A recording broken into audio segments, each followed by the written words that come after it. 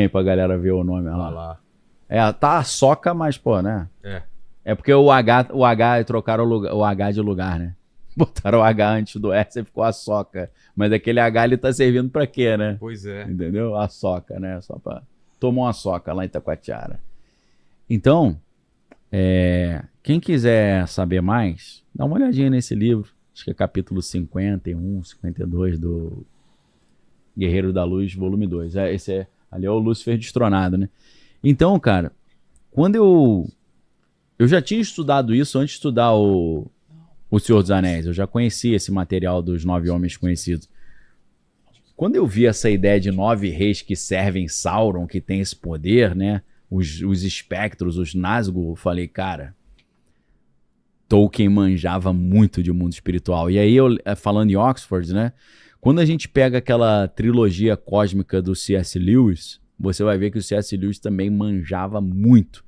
Inclusive, a trilogia cósmica do C.S. Lewis, que na verdade são 4, porque tem um último volume que é a Torre Negra, você vai ver que foi acho que um desafio que foi feito entre o Tolkien e o C.S. Lewis. Porque eles desafiaram assim, a gente vai sortear. Um vai ter que fazer uma obra sobre viagem no tempo e o outro vai ter que fazer uma obra sobre viagem no espaço. É? E aí o Lewis fez, né? Que eu acho que é viagem no espaço, eu não tô enganado.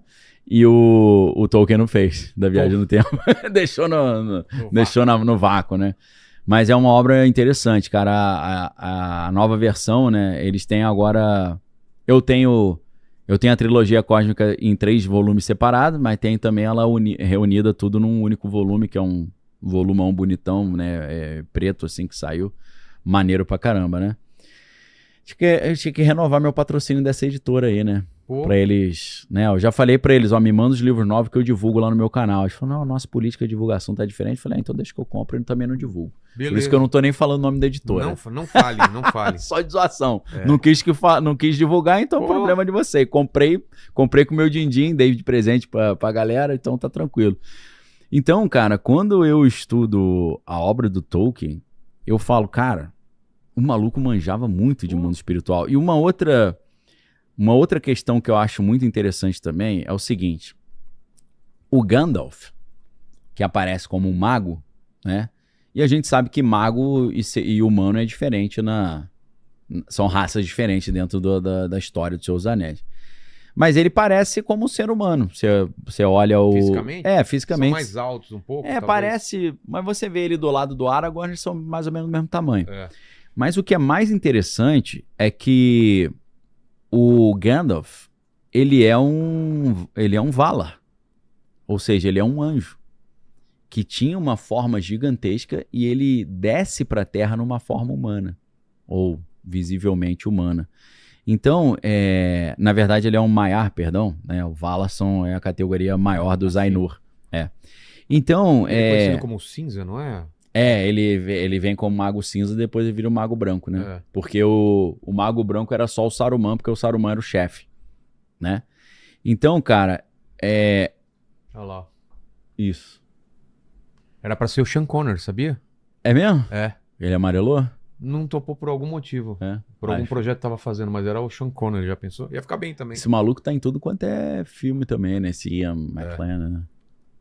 E o interessante é ter o Christopher Lee fazendo Saruman, né? Que é o cara que fazia os vampiros antigão, né? É mesmo, né? cara. E tem uma entrevista com o Christopher Lee, mais antiga, que ele começa a falar pros caras, muito cuidado com o negócio de diabo, demônio, filme de terror, porque isso é real. Aí ele ele falou, eu já andei com esse pessoal, conheço os livros, conheço o trabalho, e um dos filmes que nós fizemos tinha um ritual que tinha uma criança e ele falou, eu participei do filme, mas eu não colocaria meu filho não, porque o ritual e as palavras de encantamento que foram faladas eram reais. Cara, acho que é uma entrevista pra BBC que ele manda essa. Meu. O cara já tá coroa, ele falou, acho que eu vou explanar mesmo, tô nem aí. Tá louco. E aí, cara, é muito interessante a gente perceber que o Gandalf, ele é um anjo que assumiu uma forma humana. Ele é um ser espiritual de alta patente que assume uma forma humana, né? Então, dentro das eras, né, das histórias, né, do Tolkien, no fim da Terceira Era, os Valar, né, que são esses anjos, eles decidiram mandar 5 Maiar, que são esses anjos de patente um pouco menor, para a Terra-média, disfarçado de seres humanos, entendeu? Que eles chamam de os Istari, né? Os magos, são os Istari. Então, eles mandaram o Gandalf, né, que como um mago cinza, depois virou um mago branco, depois que ele matou o Balrog. O Saruman vem como um mago branco, o Radagast vem como um mago marrom, e tem 2 magos azuis que a gente não sabe exatamente quem são, que eles não aparecem. Então, esses seres angelicais, eles diminuem de tamanho e vêm para a Terra com a aparência de seres humanos velhos. De propósito, para quê? Para que eles não dominassem os povos livres com o poder bruto deles, como os Valar fizeram antes, né, e causaram várias catástrofes, né? Ou seja, eles vieram com seu poder limitado. Vieram para aconselhar também, ajudar, né, de forma humilde ali, sem usar muita magia. Não era esse o propósito. E vieram com o corpo humano para limitá-los ali, ou seja, eles sentem cansaço, sentem fome, frio, dor, pode até morrer fisicamente, né, mas o corpo continua. Então, olha que interessante, né? O Gandalf e os outros Maiar, eles perdem poder para virar seres humanos. Isso aqui me ajudou pra caramba a entender a doutrina da encarnação de Jesus. Porque a Bíblia diz que Jesus, sendo Deus, ele não usurpou assumir a forma de Deus. Antes ele se esvaziou e assumiu a forma de servo. Jesus, para entrar no corpo humano, ele teve que se enfraquecer. E ele não veio aqui para tirar onda, eu sou o bonzão, olha como é que eu sou poderoso. Ele veio como ser humano. Então ele abriu mão de parte do seu poder, do seu esplendor, da sua glória, para virar um semelhante aos humanos. É o mesmo conceito dos magos. Eles são seres espirituais poderosos que se esvaziaram para ensinar humildade para os seres humanos, para ensinar a andar no caminho e tal. E aí o mais impressionante, vê se acha, Homer, essa luta de Gandalf com o Balrog.